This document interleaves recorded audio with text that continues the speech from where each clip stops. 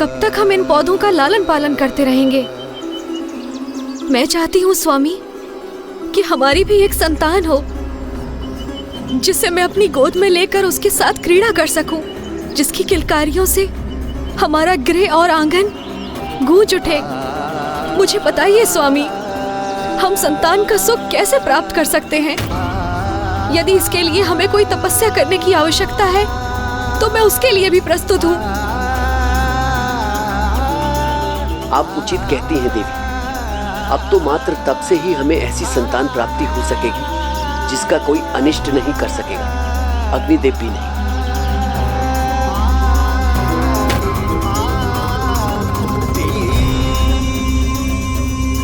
आप फिर किस विचार में खो गए स्वामी? कुछ तो बोलिए।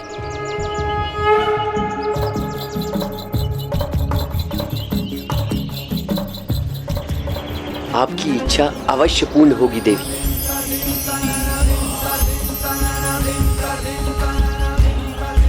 किंतु उसके लिए हमें काशी जाना होगा, शिव की आराधना करनी होगी, जिससे हमें उनके वरदान स्वरूप एक ऐसी संतान प्राप्त होगी जो हमारे पूरे कुल को तार देगी।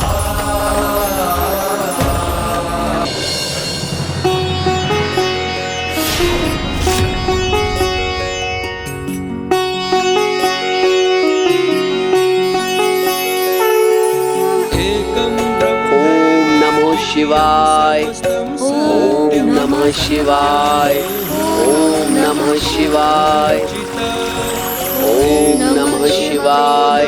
द्वितीयाय तस्थे तस्मादेकं त्वां प्रपद्ये सदाहम्।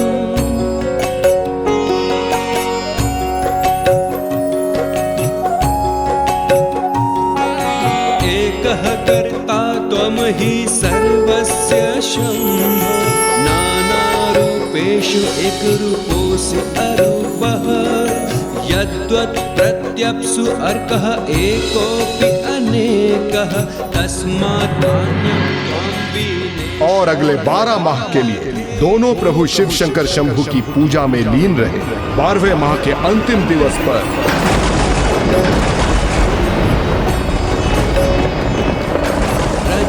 सर्पः शुक्ति कायाद्रूप्यं नरः।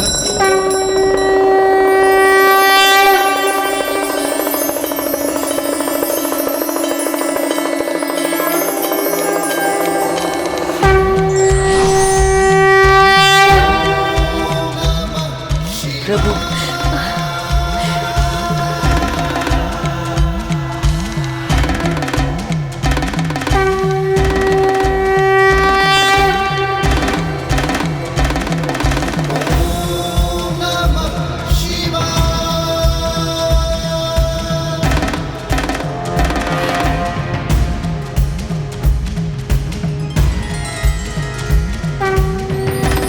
उठिए आप दोनों।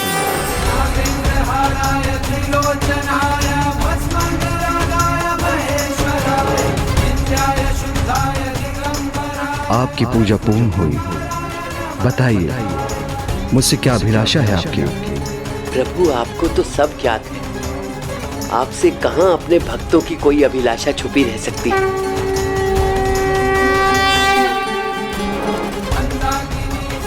मैं आपको आशीर्वाद देता हूँ। मैं स्वयं अवतार लेकर आपके पुत्र के रूप में जन्म लूंगा।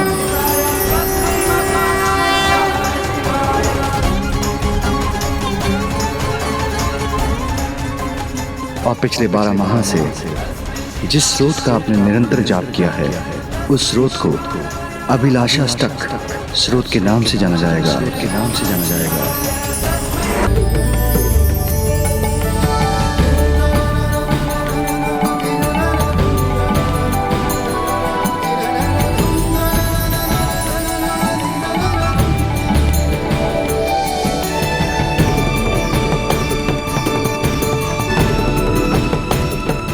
अवश्य प्रभु का आगमन होने वाला है, जिसके कारण संपूर्ण प्रकृति आनंदित है।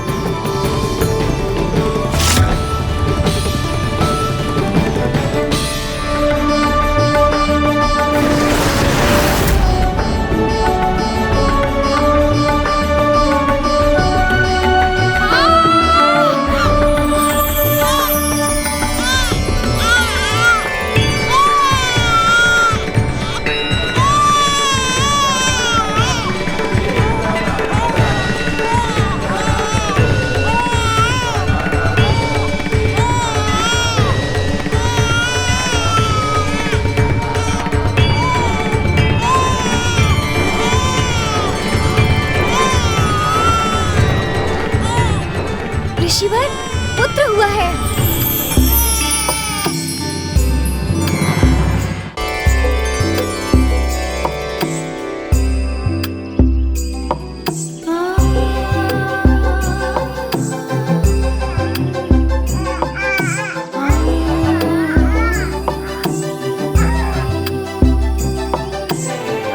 प्रभु आ गए प्रिय।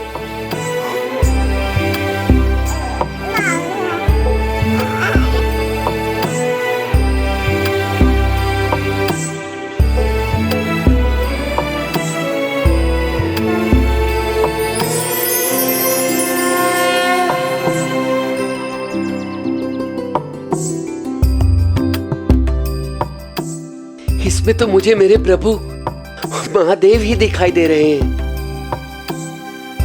इसलिए हम अपने पुत्र का नाम अपने प्रभु के अनेकों नामों में से किसी एक नाम से संबोधित करेंगे। हमारे पुत्र का नाम होगा गृहपति।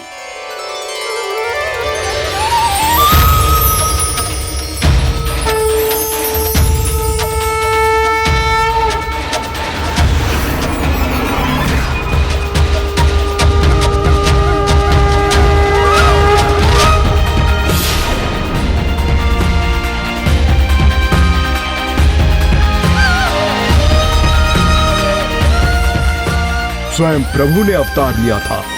प्रकृति आनंदित थी। ऋषि विश्वानर एवं सुचिस्मति की प्रसन्नता की तो कोई सीमा ही नहीं थी।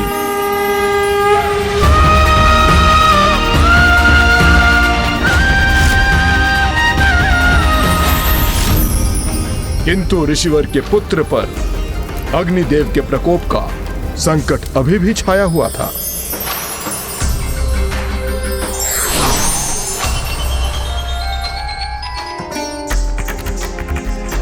आज आप जितने प्रसन्न हैं ऋषिवर, दुर्भाग्यवश कल आपको उससे कहीं अधिक दुखी होना पड़ेगा।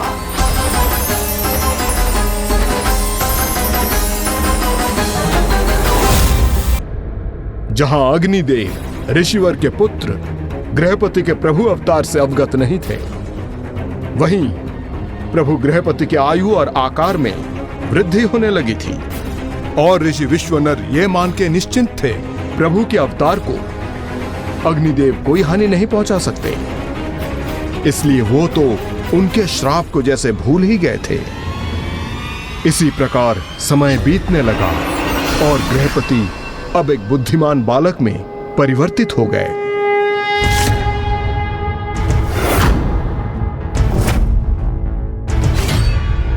त्रयंबकं सदाशिवं नमामि हे उमापति जय नीलकंठ जय अनंत नमोस्तुते नमोस्तुते। हो भोलेनाथ भक्तों के हो कष्ट से निवारते, ये सृष्टि सारी संकटों से शिव ही है उबारते। ओम नमः शिवाय, ओम नमः शिवाय, ओम नमः शिवाय, ओम नमः शिवाय, ओम नमः शिवाय, ओम नमः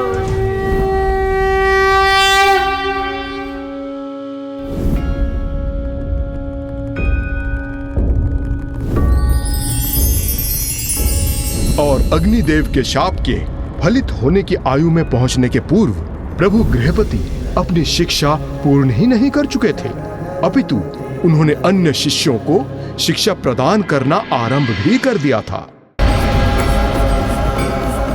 ओम तीनों का अर्थात भूत, वर्तमान और भविष्य और तीनों लोकों के साथ तीनों गुणों सत्व, रजस और तमस के भी प्रतीक है। इसलिए ओम स्वर के जाप का उचित प्रभाव हमें तभी प्राप्त होगा जब हम इसका उच्चारण 3 बार अवश्य करेंगे और इस जाप से स्वयं को दैविक, भौतिक और आत्मिक पीड़ाओं से मुक्त करवाकर स्वयं में सत्व और आंतरिक समरसता का संचार करने में सफल होंगे। अद्भुत। सर्वे भवन्तु सुखिनः, सर्वे सन्तु निरामया, सर्वे ब्रह्मदेव। भद्राणि पश्यन्तु मा कश्चित् दुःखभाग् भवेत्। प्रणाम ब्रह्मदेव। प्रणाम ब्रह्मदेव। ॐ त्र्यम्बकं यजामहे सुगन्धिं पुष्टिवर्धनम् उर्वारुकमिव बन्धनामृत्यैर्मुक्षीयमामृता। ॐ त्र्यम्बकं यजामहे सुगन्धिं पुष्टिवर्धनम् उर्वारुकमिव बन्धनामृत्यैर्मुक्षीयमामृता। ॐ त्र्यम्बकं यजामहे हे प्रभु, सुगंधिं ऐसे महान पुत्र को पाकर हम धन्य हो गए। प्रभु ब्रह्मदेव, एक माता के लिए इससे बड़ा सौभाग्य तो कुछ भी नहीं। किंतु अब जो होने वाला है उससे बड़ा दुर्भाग्य और कुछ नहीं।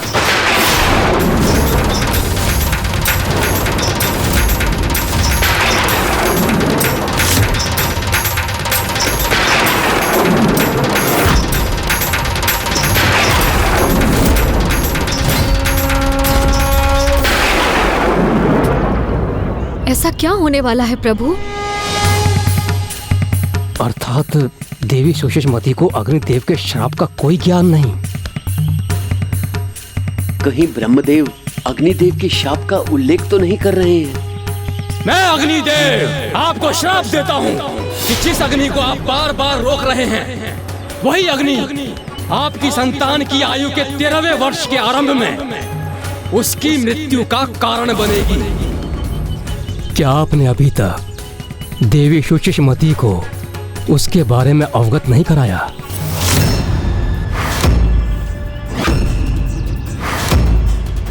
इन्होंने मुझे किससे अवगत नहीं कराया प्रभु? बोलिए ना स्वामी, आपने क्या नहीं बताया मुझे?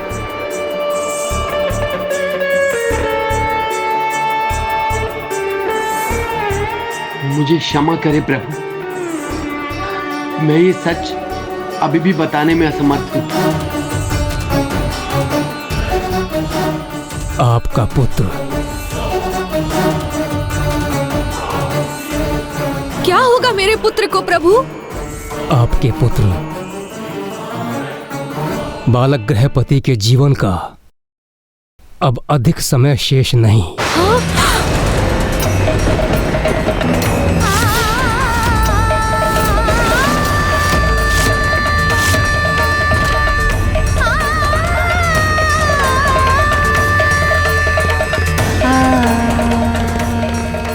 नहीं, ऐसा नहीं हो सकता।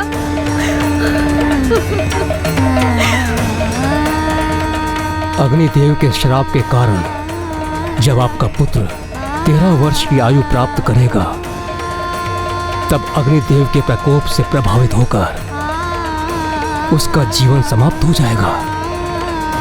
ये आप क्या कह रहे हैं प्रभु? ऐसा नहीं हो सकता। स्वामी, स्वामी, ये सत्य नहीं है ना? ये असत्य है ना? कुछ तो बोलिए स्वामी। ये सत्य स्वीकार करने में मुझे भी अपार कष्ट हो रहा है देवी सुचिष्मती। मुझे पूर्ण विश्वास था कि हमारा पुत्र स्वयं महादेव का अवतार है, इसीलिए उस पे इस शाप का कोई प्रभाव नहीं होगा। प्रभु, आपको तो ज्ञात होना चाहिए ऋषिवर, वरदान हो अथवा श्राप, सामान्य जन हो अथवा स्वयं परमात्मा, उसका प्रभाव तो सभी पर पड़ता है। तो प्रभु, मैं अपने पुत्र को अल्पायु में मृत्यु के मुंह में जाता हुआ नहीं देख सकता।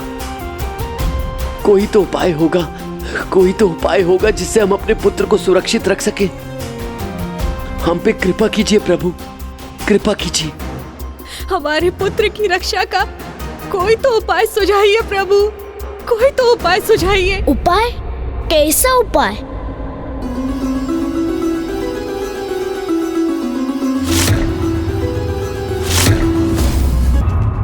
आपने मुझसे इतना बड़ा सत्य छुपाया स्वामी, जिसका विचार कर यदि मैं क्रोधित होती हूँ तो ये विचार मुझे दुख भी पहुंचाता है कि इतने वर्षों तक इतनी बड़ी पीड़ा को आपने अकेले ही सहा। किंतु ये कष्ट अब और नहीं सहा जाता। एक तीखी शूल के समान सदैव चुभती रहती है ये मुझे। वो मेरी अर्थी को नहीं, अपितु मैं ले जाऊंगा उसे उसके अंत के उपरांत। एक पिता के लिए इससे बड़ा अभिशाप और क्या हो सकता है देवी।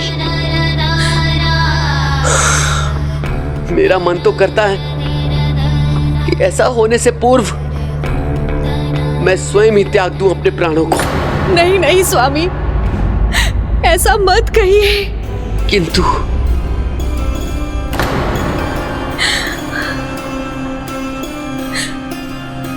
क्यों न कहूं ऐसा? मैं प्राण त्याग दूंगा, परंतु आपकी इच्छा को अवश्य पूरा करूंगा।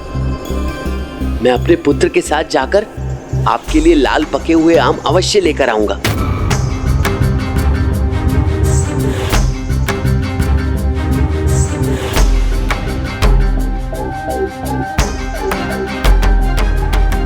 आप ये कष्ट मत कीजिए स्वामी, अन्यथा आप कल के समान अधपके आम ले आएंगे। मेरे लिए तो मेरा पुत्र पके और मिठास से भरे आम लेकर आएगा, है ना पुत्र? चलो पुत्र, मेरे साथ शीघ्र चलो, अथवा तुम्हारी माता याद नहीं क्रोधावश क्या कहते। वो जो कहेंगी उसे मेरे समक्ष क्या प्रस्तुत होगा पिताजी? माता का ये बनावटी क्रोध अथवा वो वास्तविक कष्ट जो उन्होंने अपने हृदय में छिपा रखा है।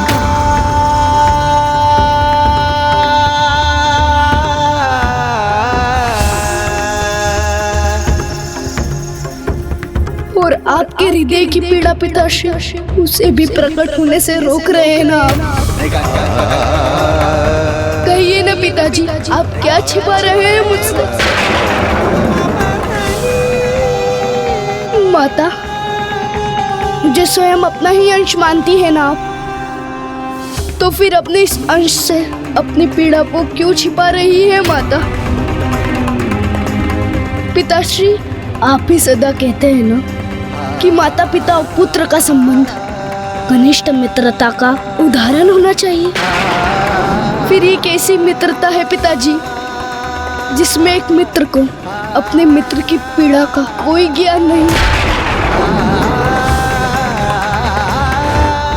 आप भी विचार कीजिए, यदि मैं भी इसी प्रकार किसी पीड़ा में होता और आपसे उसकी चर्चा किए बिना उस पीड़ा को अपने भीतर रखकर निरंतर उसकी घुटन का अनुभव करता और उसके कारण अपने प्राण ही त्याग देता तो? ऐसा ना कहो पुत्र।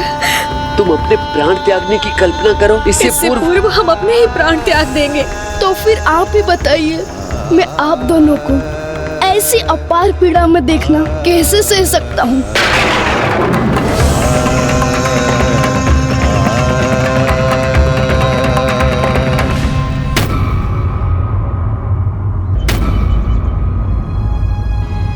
आप दोनों इतनी छोटी सी समस्या को लेकर इतने चिंतित थे?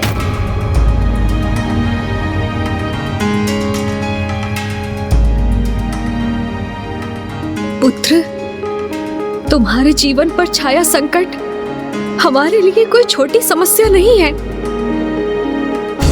माता पिता के लिए सबसे बड़ी चिंता यही होती है पुत्र, क्योंकि एक संतान की मृत्यु से पिता के भीतर का पिता और एक माता के अंदर की माता का अंत हो जाता है, और इसलिए ये चिंता उन्हें अर्धमृत अवस्था में डाल देती है। फिर प्राण निकलने में कहाँ अधिक समय लगता है पुत्र। किंतु आप व्यर्थ में ही चिंता कर रहे हैं पिताश्री। आपने ही मुझे एक बार सिखाया था ना कि हमारी समस्या वास्तविकता में जितनी बड़ी होती है उससे कहीं अधिक बड़ी दिखाई देती है। इसलिए जो समस्या को छोटा मानकर उसका समाधान ढूंढने का प्रयास करता है वो अवश्य सफल होता है। और हमारी समस्या के समाधान तो हमारे समक्ष है पिताश्री।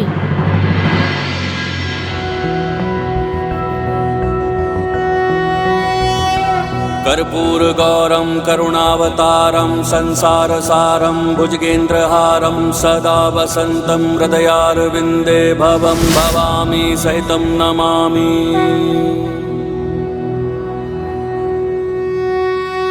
आपने ही तो मुझसे कहा था कि मैं प्रभु महादेव की कृपा से आपको प्राप्त हुआ हूँ, तो अब प्रभु महादेव ही मुझे जीवन दान भी प्रदान करेंगे। किंतु क्या ये संभव है? क्या तुम प्रभु महादेव को प्रसन्न कर सकोगे?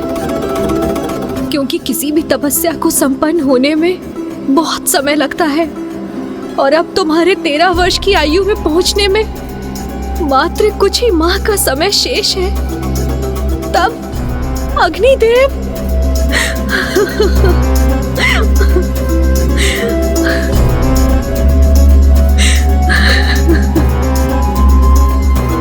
माता, विश्वास हो तो सब संभव है, और विश्वास नहीं तो कुछ भी नहीं। किंतु माता, मुझे अपने प्रभु महादेव पर और स्वयं पर पूर्ण विश्वास है। पुत्र, यदि तुम्हें पूर्ण विश्वास है तो मुझे भी विश्वास है।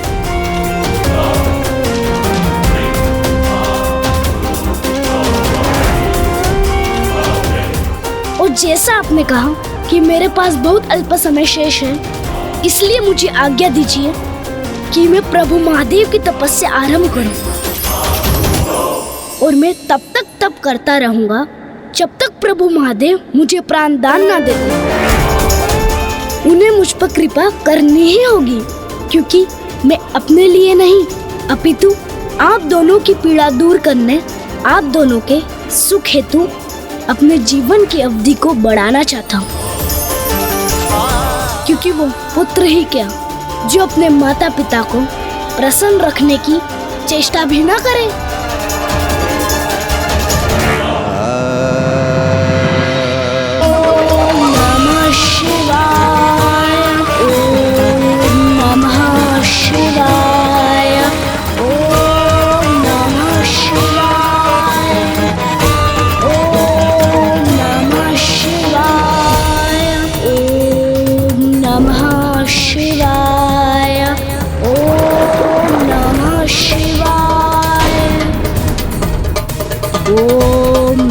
शिवाय, ओम नमः शिवाय, नमः शिवाय। कितनी अपार निष्ठा और इच्छा शक्ति है बालक गृहपति की कि अपनी तपस्या के बीच इसे एक क्षण का भी विश्राम स्वीकार नहीं। मृत्यु पर विजय प्राप्त करना असंभव होता है, और बालक गृहपति तो असंभव को संभव करने का प्रयास कर रहा है। इसलिए उसे तप तो कठिन अवश्य ही करना होगा।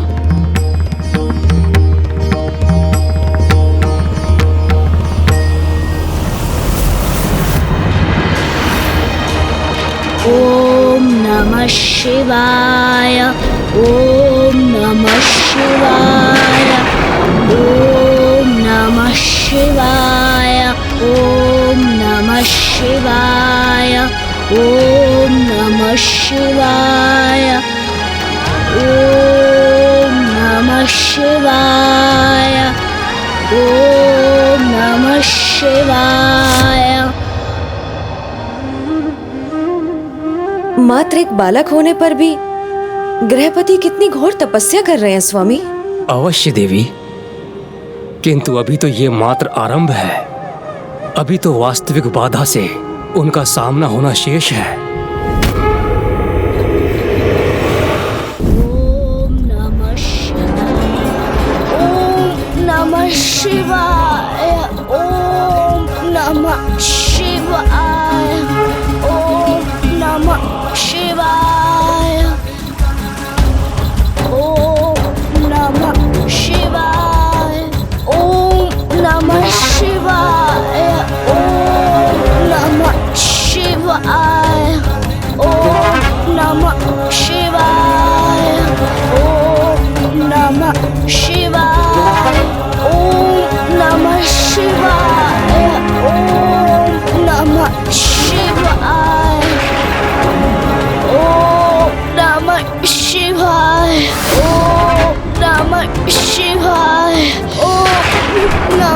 शिवाय। ओम नमः शिवाय।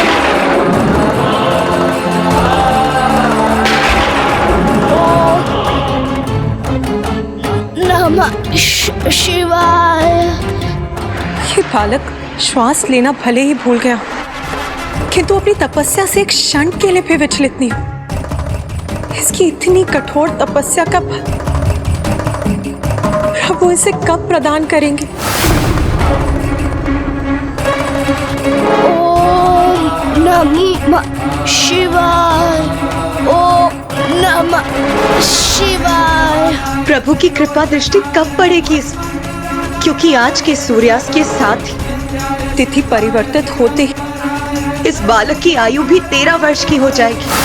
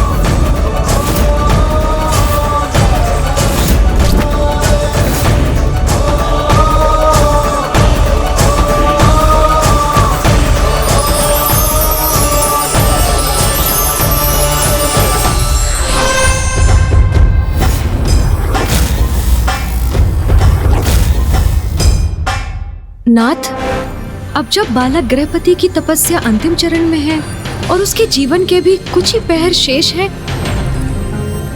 तो देवराज इंद्र कहीं बालक गृहपति की तपस्या में कोई व्यवधान उत्पन्न करने के लिए तो वहां प्रकट नहीं हुए हैं ना?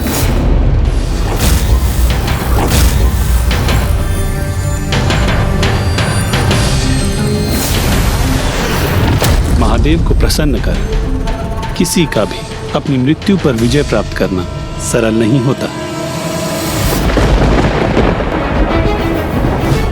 बस बालक, तुम्हें इतना श्रम करने की कोई आवश्यकता नहीं। ओम नमः शिवाय। तुम्हारी तपस्या पूर्ण हुई। मैं देवराज इंद्र स्वयं तुम्हारे समक्ष प्रस्तुत हूं। ओम नमः शिवाय। जो तुम मांगना चाहते हो वो मुझसे मांगो, क्योंकि तुम्हारी इस क्लांत और दुर्बल अवस्था में तुम महादेव की इस तपस्या को पूर्ण नहीं कर पाओगे। प्रणाम देवराज इंद्र। मैं कितना भी दुर्बल क्यों ना हो जाऊं, किंतु मेरी तपस्या तभी संपन्न होगी जब मुझे प्रभु महादेव के दर्शन प्राप्त हो जाए, और मुझे जो वरदान मांगना है मैं स्वयं ही उन्हीं से मांगने में समर्थ हो जाऊंगा। एक बार पुनः विचार कर लो बालक, क्योंकि मेरे अनुसार जो तुम कर रहे हो वो बहुत बड़ी भूल है, क्योंकि ना तो तुम में इतना सामर्थ्य है और ना ही तुम्हारे पास इतना समय शेष है।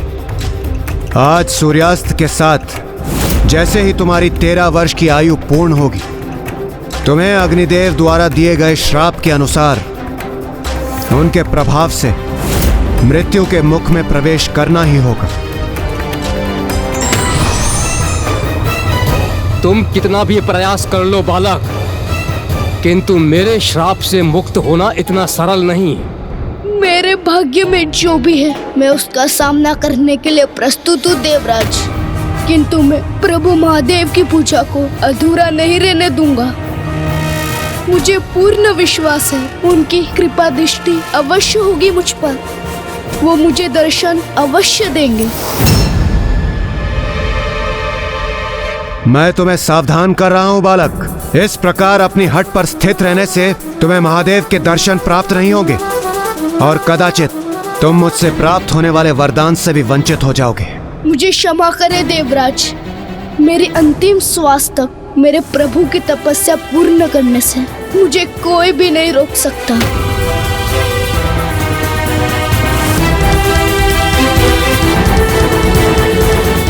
ओम नमः शिवाय। रुक जाओ बालक। ओम नमः शिवाय। इस प्रकार मुझे पृष्ठ दिखाकर मेरा अपमान करने का दुस्साहस मत करना। मैं तुम्हें अंतिम चेतावनी दे रहा हूं, अन्यथा अपनी उद्दंडता का परिणाम भुगतने के लिए तैयार हो जाओ। ओम नमः शिवाय। ओम नमः शिवाय। ओम नमः शिवाय।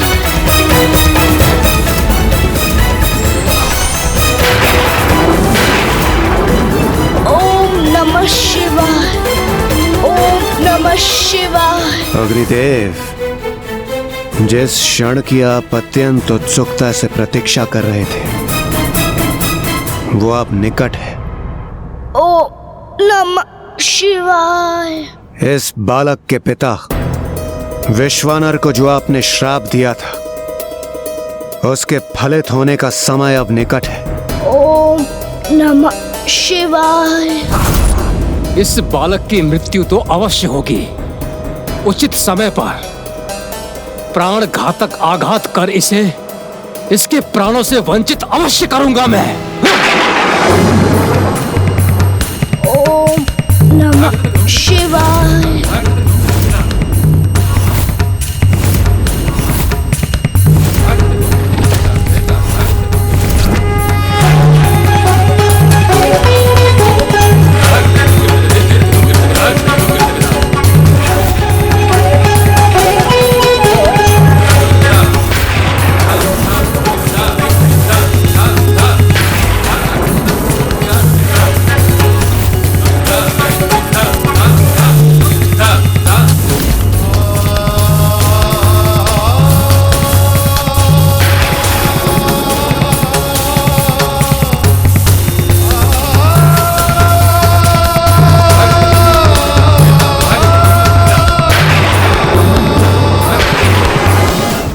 उचित है। देवराज इंद्र के वज्र से जो अग्नि उत्पन्न हुई है उससे मुझे ये अवसर प्राप्त हुआ है। अब मैं अपना श्राप फलित करूंगा। ओम नमः शिवाय।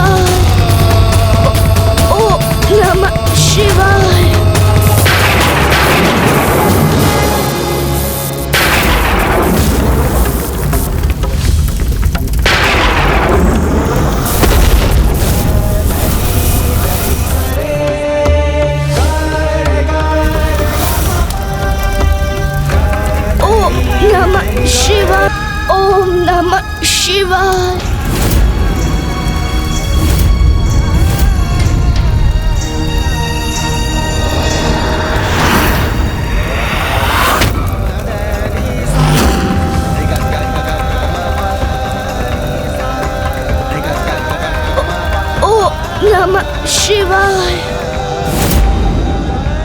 प्रभु, ये कैसी परीक्षा ले रहे हैं आप बालक गृहपति की? अविलंब किए बिना उसकी रक्षा कीजिए, अन्यथा उसका जीवन संकट में पड़ जाएगा। प्रभु,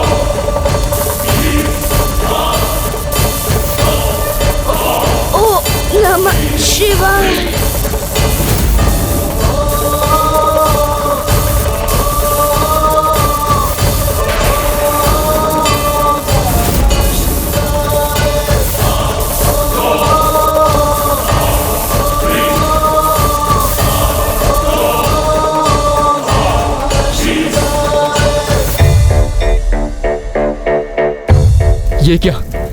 मेरी अग्नि शांत व शिथिल कैसे पड़ गई? अद्भुत प्रतीत होता है बालक गृहपति की भक्ति के परिणाम स्वरूप अग्नि तत्व भी अपने स्वाभाविक आचरण के विरुद्ध जाने पर विवश है। जिस अग्नि का स्वभाव होता है अपने ताप से भस्म करना, वही बालक को शीतलता प्रदान कर रहा है।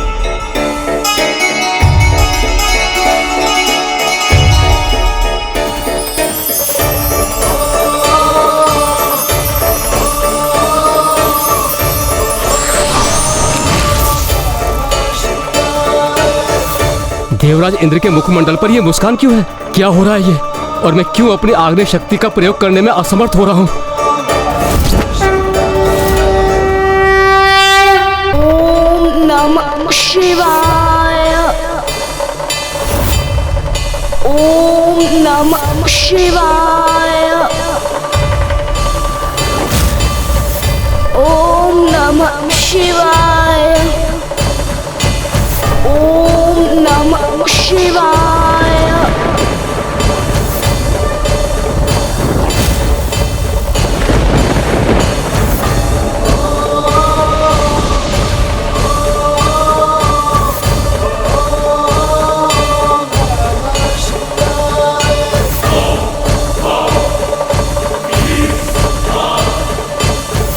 मुझे क्षमा कीजिए प्रभु, मैं ही आपको पहचान ना सका, किंतु मुझे अब आपका वास्तविक परिचय ज्ञात हो गया है।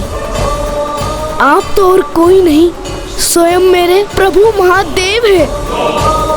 हे प्रभु, अपने स्वाभाविक रूप में मुझे अपने दिव्य दर्शन प्रदान करने की कृपा कीजिए।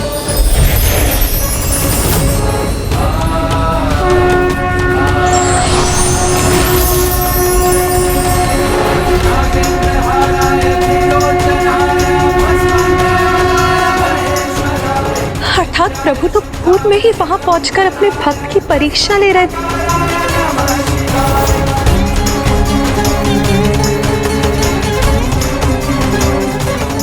बालक गृहपति, सभी परीक्षाओं में सफल होकर तुमने ये प्रमाणित कर दिया है कि भक्ति की शक्ति से कुछ भी संभव हो सकता है, मृत्यु को भी पराजित किया जा सकता है।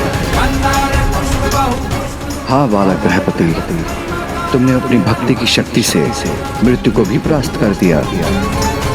मैं तुम्हें अभयदान देता हूँ और घोषणा करता हूँ, अग्निदेव के श्राप के कारण तुम्हारी मृत्यु नहीं होगी।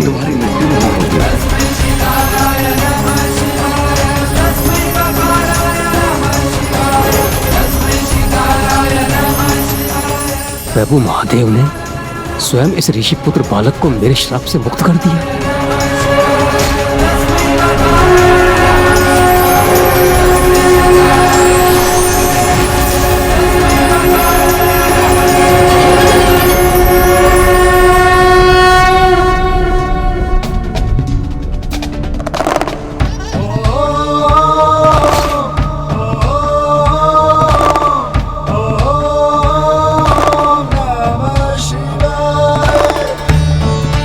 तुम्हारे उदाहरण से संसार में सफलतापूर्वक जीवन बिताने का एक नवीन नियम स्थापित होगा कि प्रबल इच्छा शक्ति से और निष्ठा एवं श्रद्धा से प्रयास कर समस्त बाधाओं को दूर किया जा सकता है और किसी भी कार्य में सफलता प्राप्त की जा सकती है।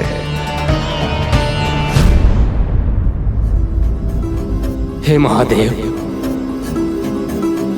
आपने मेरे श्राप से इस बालक को तो मुक्त कर दिया, किंतु अब मेरी गति क्या होगी? क्योंकि अब ताप के स्थान पर मैं शीतलता का विस्तार कर रहा हूं। इस प्रकार तो मेरा अस्तित्व ही मिट गया प्रभु। यह तो मेरा अंत का ही सूचक है, किंतु मेरा ऐसा क्या दोष था जिससे मुझे इतना कठोर दंड प्राप्त हो रहा है? और बालक गृहपति के पिता का क्या दोष था अग्निदेव, जिसको आपने श्रापित किया? हे अग्निदेव, मेरा तो एकमात्र आशय था कि मैं उस बालक और ग्राम को अनिष्ट से सुरक्षित रख सकूं। इसलिए मैं अपना धर्म निभाकर पुण्य कर्म कर रहा था। एक निर्दोष निर्भीक शिशु की रक्षा करने का ही तो धर्म निभाया था उन्होंने।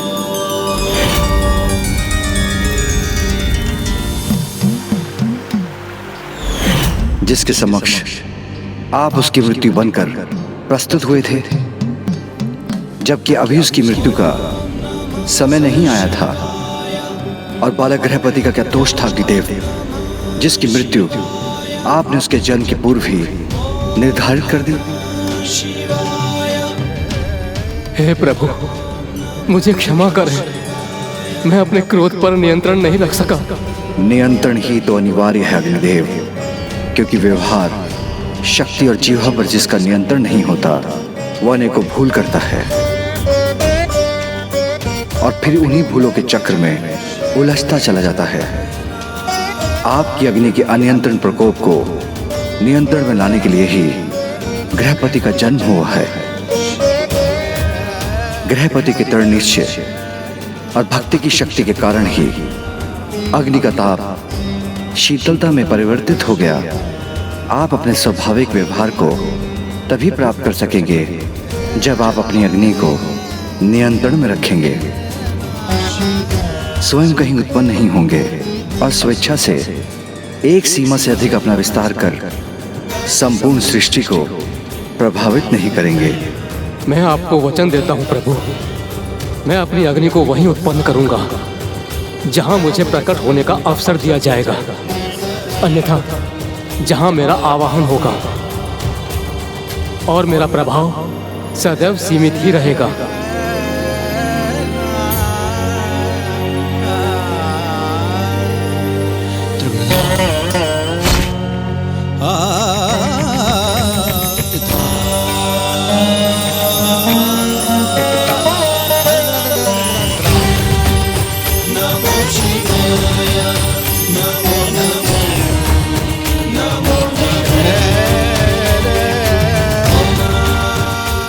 प्रभु, आपका कोटि कोटि धन्यवाद प्रभु, आपका कोटि कोटि धन्यवाद। प्रभु, जब अग्निदेव ने स्वयं पर नियंत्रण रखने का वचन दे ही दिया है, तो संसार में एक और नियम स्थापित होना चाहिए। अग्नि के प्रति सबको सदा सचेत रहना चाहिए। अग्नि के उपयोग के उपरांत उसे अवश्य बुझाना चाहिए।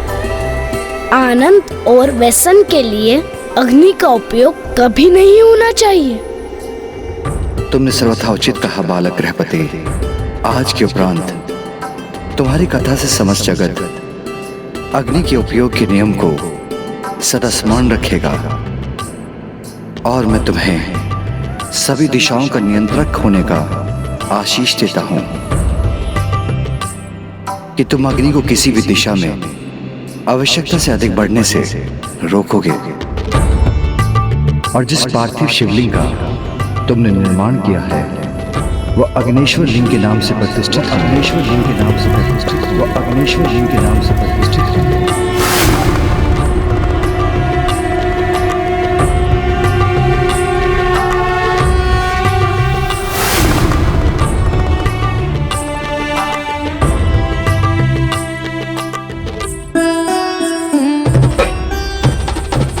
और आने वाले समय में जो भी अग्नेश्वर लिंग की उपासना करेंगे उनका जीवन अग्नि अथवा अग्नि तत्व के किसी भी कुप्रभाव से सुरक्षित होगा।